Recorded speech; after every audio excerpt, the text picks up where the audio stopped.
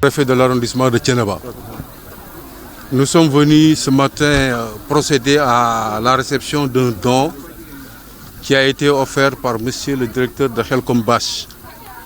Ce don est composé de 31 tonnes de riz. Il y a 2500 litres d'huile, 2500 litres de madar et 2500 litres d'eau de javel. Alors, nous savons que monsieur Ngom est un habitant de l'arrondissement de Thiénaba et particulièrement un arrondissement de ce village. Il a tenu, comme le font tous les Sénégalais qui sont conscients de la situation du pays, il a tenu à apporter sa contribution à la lutte contre la pandémie qui frappe le Sénégal, le Covid-19. Il aurait pu amener son don ailleurs, mais il a préféré venir là où il habite, là où se trouvent ses racines. Il a préféré venir prendre de ses moyens, acheter du riz, acheter de l'huile, acheter du sucre et les mettre à la disposition des populations de la commune de Ndiayène-Sirakh, dont le maire est ici présent. Je voudrais, à cet effet, le remercier très vivement au nom du chef de l'État. Nous connaissons tous le rôle que M. Gorengom joue dans ce pays en tant que directeur de Khelcom Bache. Encore une fois de plus, M. Ngom vient de démontrer qu'il est un digne fils du Sénégal. Nous voulons profiter de cet instant pour lancer un appel, au-delà de M. Gorengom, à tous les habitants de l'arrondissement, pour leur dire que ce combat, c'est le combat de tout le monde. La portée philosophique de l'action de M. Ngom est celle-ci. C'est dans l'unité, c'est dans la cohésion, c'est dans l'union que nous pourrons ensemble venir à bout des fléaux qui nous menacent. Vous savez mieux que moi que le Covid est une pandémie qui fait des victimes et qui est en train encore de faire des victimes. Nous voulons que le Sénégal soit épargné. Et pour cela, je vais le rappeler, ce que nous attendons de vous tous, chacun, c'est d'abord de respecter les gestes barrières.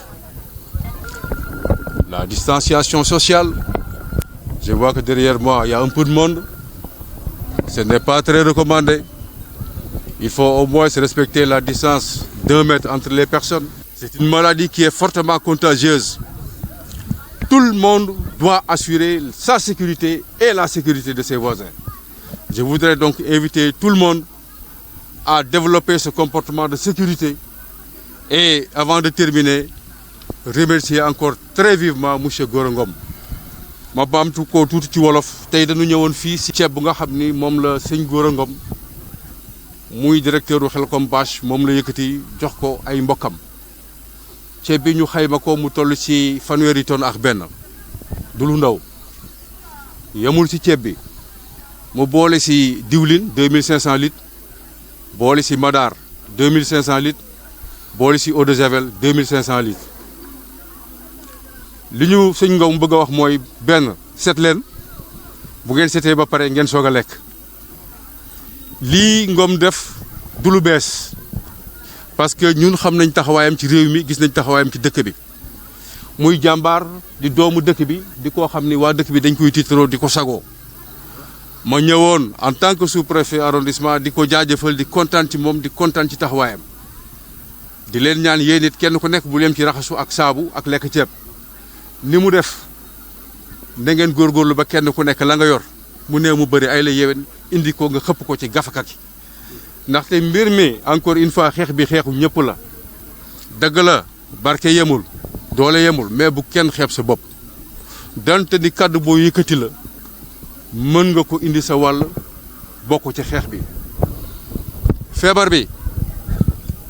umpul kenn gaaw naa wàlle lëmbe na àddina ma dellu di fàttali li docteur yi di wax di ko fàttali waa arrondissement bi yëpp di ko fàttaliwaat encore ñi nuy seetaan dee leen raxas seen loxo fu ngeen toll ndox ak saabu jafewul boo toogee waxtu wu ne demal nga jël ndox ak saabu nga raxas sa loxo boo ko amulee boo amee gel hydroalcoolique jëlal nga raxas sa loxo booy génn jëlal masque nga takk bu fekkee ne yaa ngi wax ak nit fexeel ba ni ma mer jege nii bu ma ko jege na am au moins distance 1 mètre nangam éviter les contacts ngeen bàyyi saafonte bi bàyyi dajaloo ci mbooloo yi di dajaloo ci grand place yi di wax yoo xam ne bëriwul njëriñ amul benn njëriñ jàngoro nga fay jëlee encore une fois maa ngi ñaan kenn ku nekk li nga xam ni moom la docteur yi wax nañu sàmmonte ak loolu leneen li ci des nag ci wàllu administration ñun suñuy responsabilité dañu koy jël ba mu mat sëkk li ñuy wax mooy tere nañu mbooloo yi di dajaloo képp koo xam ne fekk nañ la ngay dajaloo loo gis yaa ko teg sa bopp ak fu dajaloo mën a am nag ak foo ko mën a dajaloo loo gis yaa ko teg sa bopp encore une fois ma dellu di sant Serigne Ngom mi taxaw sama ginnaaw di ko jaajëfal bu baax a baax di leen fàttali ni mën ngeen a dimbale Serigne Ngom ni ngeen koy dimbalee mooy fexe ba beneen yoon du soxla indi fi ceeb du soxla indi fi madar du soxla indi fi diw mooy ngeen wér ba mën a dellu ci seen i tool liggéey maa ngi sant ñëpp maa ngi leen di gërëm. asalaamaaleykum yéen mbooloo mi ñoo ngi leen di nuyu kenn ku nekk ci turam ak santam ñun ñooy Gora Ngom directeur u Xelcom Base fii nañ juddoo suñu mbokk fi nekk bi président joxe ndigal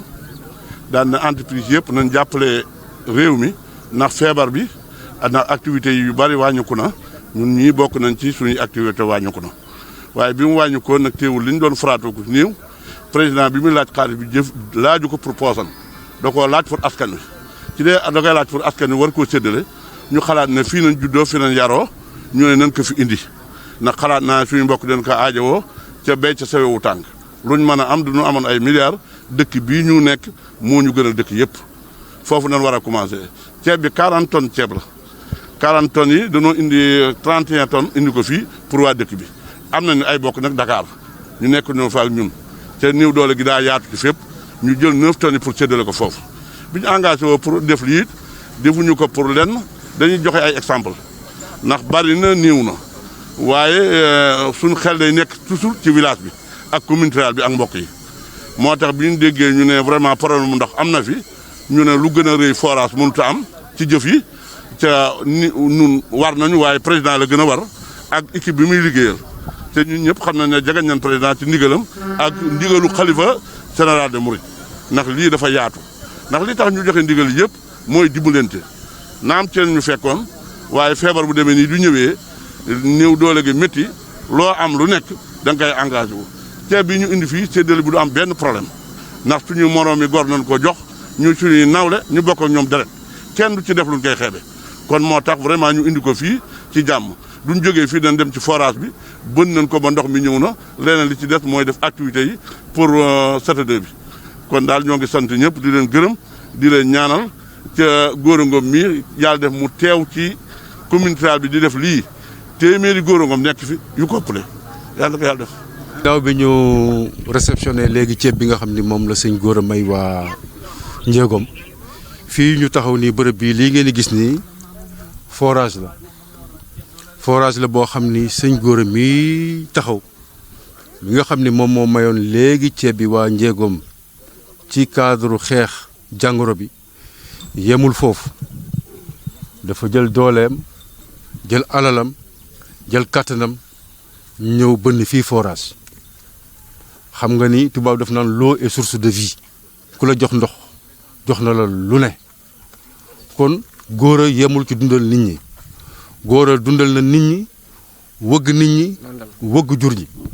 ku la jox ndox nag mooy kaay set lan lañu wax ci jàngoro ji kaay set kon Gora setal nañu dundal nañu kon te waa Njéegom yoral nañu Gora jërëjëf encore une fois ci suma tur Gora mu ngi nii taxaw ma di ko jaajëfal bu baax a baax ci li nga xam ne mi ngi koy def muy ay action yu am solo yoo xam ne mi ngi koy def di jël ci alalam di ko dugal ci ay mbokkam dellu di ñaan waa Njéegom Gora benn nit la wolof def ni lu kenn mën fukk ko dàq naam doole yemul naam wërsëg yemul mais bu kenn xeeb lu nga am ndaxte olof dafa ni mbooloo mooy doole. maa ngi dellu encore une fois di gërëm sëñ Gora Ngom di leen ñaan yéen waa Njeegom yéen ñi nga xam ne yéen la ñu bënnal forage bi bis bi ñu demee ba réceptionné liggéey bi nga la na ngeen ko yor ci anam yu gën a rafet encore une fois ñi ngi sant ñëpp di leen gërëm wasalaam. gox bi dafa amoon jafe-jafe ndox jafe-jafe yi nag lu yàgg la parce que dëkk bi ñàkkoon na ndox population bi ànd ak Gora di ko mettitlu bi ma ëgsee ci bopp commune bi boobu communauté rurale la ma gaawantu indi fi ndox mi mais bi ma indee ndox mi muy normal Gora dafa ñëw dugal loxoom dugal ndox ci biir kër yi yëpp bi nga xamee ne nag dem nañu ba ay weer ci ginnaaw problème mu ndox am parce que xam nga forage yi dañuy yenu lu ñu àttanul ñu jàppoon ne war nañu ko mën a régler ma ànd ak seneesu dëkk bi ngir nu régler ko ma jënd ay tuyaux et cetera nu gas pour régler ko mais yàlla dogal loola sottiwul alors ci la Gora jël nag décision ne ma day gas forage pour waa dëkk bi mën a am ndox donc ci loolu la ñu waxtaanee gis ki nga xam ne moo war a gas forage bi pour mu gas forage bi ba yàlla sottal forage bi mi ngi ci 41 mètres 32 yëpp ndox la 11 yi rek moo amul ndox donc dëkk la forage la bu xam ne mën na yor Njee mais mën na yor village yi nekk ci wetu Njee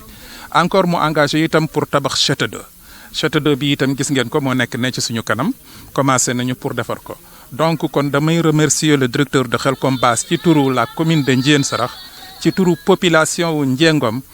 mbokk la mais mbokk mu bokkoo ay bokkam la donc li ko yàlla wërsëgal mi ngi ko indi pour bokk ko ak ay bokkam monsieur le directeur général donc maa ngi lay remercier maa ngi lay ñaanal yàlla yokk la jërëjëf wasalaamaaleykum wa rahmatullah. waaw maa ngi nuyu mbooloo mi kenn ku nekk ci turam ak santam di gërëm yàlla mi ñu bokk bind di gërëm suñuy waajur di gërëm monsieur le maire ak sous-préfet ndax lii tey ji ñu nungu ko ñëw fi xañ na seen rôle la waaye xam naa ne ñëwee nañ fi ci xol bu sedd guy beneen mbir mi ci desit muy def ko ci ndigalu feebar bi yàlla dogal mu am président bëgg du sañoon tey ji lépp mu génn ci réew mi mu joxe ndigal képp koo xam ne tànn nga sa morom nga jàppale ko ci loolu mu joxe xalifa général de Mouride loolu la wax ñun nag ci dañuy béy lu ñuy béy suñu weewu tànk la fii ñu def forage bi moo teen bi suñu yaay doon rootee motul 10 mètres kon yàlla defee ñuy foraat dara ba war fee mën a def forage duñ ko jëlee dara lu dul sant yàlla suñu borom ndax yàlla moo ko dogalee noonu ci kaw loola maanaam mbir mi dañ koy defit daanaka comme jàngale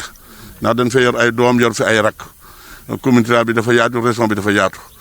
kenn ku nekk lay feeñ ci yow ëllëg yàlla suñu borom rek moo ko xam ñu xalaat na lii ñu def xalaat na baax na am njàngale la moo tax ñu gën koo wane fii du neexoon toog Dakar jël suñuy sec engagé wu yóbbu ko ci télé bi ak journal bi foofa ñëpp lay xam ku duñ xam sax foo cosaanoo waaye li tax ñu ñëw ba fii di ko fi defee am njàngale ci xale yi ci tolloogun ëllëg pour ñu mën a jël exemple ci yenn yi ndax doo xoolee ceeb bee ñu joxe moo tonnage bi yëpp doo ko dee xool lu mu bon moog li mu war a àndal ëpp na 15 millions forage amagul limite fekk parewul waaye yéene ji ëpp na loolu ci gox bi xalaat na lii nañ gisagun waaye duñ ñaanalee loolu gën a continuer yeneen action war na fee mën a amaat ci région bi ak sous région bi yàlla na ko yàlla mottali ci barke Cheikh Saliou. sant yàlla gërëm yonent bi di dellu sant aussi itam moom mi nga xam muy Gora Ngom mi ko def suñu rakk la suñu lépp la parce que nit la koo xam ne kii la muy def moom seetu ci masam muy suma dafa def ngir yàlla def ko aussi itam fu ma ko war a defee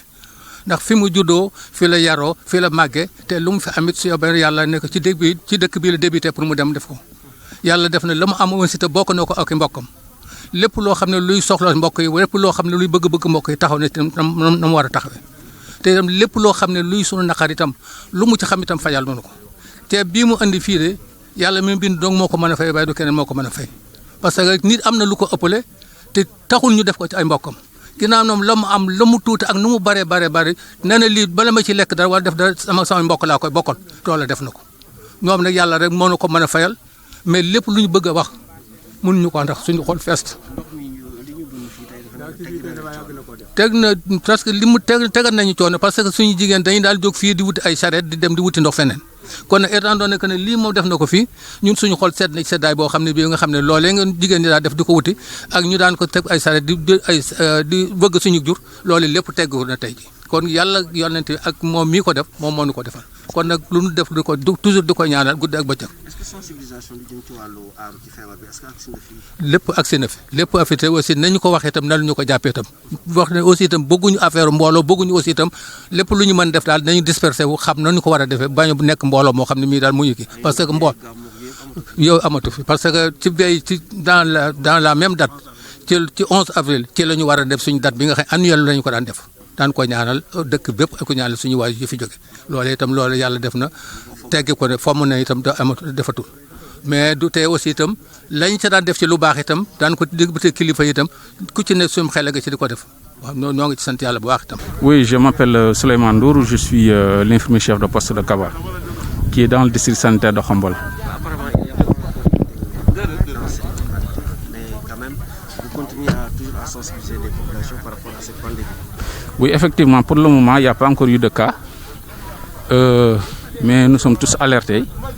et on suit les directives du ministère de la Santé tous les jours.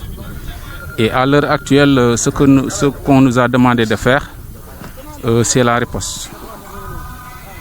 La riposte, autrement dit, aujourd'hui, on doit faire la recherche active. Du coup, aujourd'hui, on parle de transmission communautaire. Donc, on ne va pas rester les bras croisés. On doit aller vers les populations, essayer de rechercher en créant d'abord un comité composé du personnel sanitaire, des chefs de village, du CDS, etc. Donc, tout membre qui est capable d'activer dans ce sens, alors on t'interpelle et ensuite on recherche les cas. Quand il y a des cas de rhume avec une toux et plus fièvre, alors là on appelle au niveau du district et un prélèvement sera fait. Voilà. moo gu fii léegi mesures yi ñuy jël mooy yi nga xam ne moom la ministère di wax muy fi ñu toll nii sëgam ñu ngi wax wàllante bi ci suñu biir kenn xamatul ki ko am ak ki ko amul loolu moo tax fi ñu toll nii tembe dañu créer d'abord benn comité boo xam ne ñun waa santé ñu ngi ci biir chef de village ñu ngi ci biir CDS bi mu ngi ci biir comité boobu toujours dañuy daje di waxtaan pour def li ñuy wax recherche active seet ñi nga xam ne dañoo am soj di saxat seen yaram tàng su ko defee ñu mën leen di dépister foofu la ñu toll donc ministère bi foofu la toll loolu la ñu sant te ñu ngi ci taxaw. fii dañuy gis ne ci village yu bëri daanaka maanaam lu jëm ci aaru bi am na ñoo wax dañ koy xaw a négliger. parce que kaaw aussi yéen ci gën a ñàkk village. waaw tout le temps ñu ngi wax. yombul nag parce que nit ñi daf ci am ñu bari ñoo xam ne bon balaa ñoo gëm il faut que ñu gis fu ñuy gisee day fekk c'est trop tard donc loolu moo tax ñun duñu noppee wax li ñu gën a dimbale sax mooy am na ñoo xam ne tawat bi da leen daloon après ñu génn télé di wax di def témoignage tax na ba am na ci ñoo xam ne xëy na ñu ngi commencé gëm mais nag du tee ñun ñu noppi dañu continuer def sensibilisation di def ay caravane di gën a ñaax nit ñi ànd ak relais yi bàjjenu gox yi ak acteurs de santé yëpp daal waaw. Voilà, je m'appelle Cheikhna Amala Gaye, je suis le responsable de G16 Forage. Est-ce que vous pouvez nous expliquer techniquement ce qui a été fait ici? Bon, on a réalisé un forage, on a capté la nappe des calcaires qui est très productif dans cette zone-là. Alors donc on a réalisé un forage qui peut débuter jusqu'à plus de 100 mètres cubes heure. Alors donc avec un diamètre de 300 mm, d'une profondeur de plus de 40 mètres, voilà, qui est très suffisant pour donc approvisionner ce village-là et peut également polariser d'autres villages qui sont dans la zone. Voilà. En tout cas, la nappe n'est pas tellement profonde. Non, ici la nappe n'est pas très profonde. On pourrait aller jusqu'au maïs trichien, qui est une nappe qui est presque à 300 mètres, mais on n'a pas jugé utile d'arriver à ce niveau-là parce que la nappe des calcaires est très productive. À l'image du forage de Baba Garage et du forage de Kaba que j'ai eu à réaliser, donc il débute à plus de 100 mètres cubes heure. Donc on n'a pas jugé utile d'aller en profondeur dès lors qu'on a eu vraiment ce qu'on a voulu au niveau de la nappe des calcaires. Ce forage va régler définitivement le problème d'eau. Je crois bien, parce que bon, voilà, je crois que c'est un village qui n'est pas très peuplé. Moi, je crois même que ce forage-là, non seulement peut régler le problème du village, mais peut également polariser, peut servir donc aux villages qui sont aux environs de ce village-là. Voilà, forage bi, j'ai été interpellé par le maire avec M. Gorangom de Khelcom Bache. Alors donc, ils ont dit que c'est une priorité, fii moo doon ñu régler problème ndoxu dëkk bi. Alors biñ ma woowee ñu def suñuy étude ñu xam ni fii am nañ fi expérience parce que gar nañ ci ay forage donc fii nappe calcaire yi bëri na ndox biñ ñëwee vraiment traîné wuñu dañ ñëw en 2 jours ñu régler problème boobu régler forage bi gas ko alors mu nekk forage boo xam ne bëri na ndox trop parce que diamètre bi déjà 300 millimètres la et profondeur bi ça va ëpp na 40 mètres donc dugg nañ lu bëree bëri ci calcaire yi c'est-à-dire que am nañ ndox soo xoolee suñ koy pompé même du am rabattement maanaam ndox mi du wàcc mën nañ ko pomper à 30 mètres cubes heure soo xoolee du wàcc 1 mètre donc soo xoolee loolu soo ko calculer da nga xam ne forage bi am na capacité lu ëpp 100 mètres cubes heure te 100 mètres cubes heure ëpp na ci village bi donc mën na jox aussi yeneen village yi nekk ci côté bi mën na leen canaliser ndox mu dem ba foofu. ndox mu neex la def nañ analyse bu ndox bi vraiment amul benn cafka xorom wala leneen ndox mu neex a neex la bu bari wax dëgg yàlla.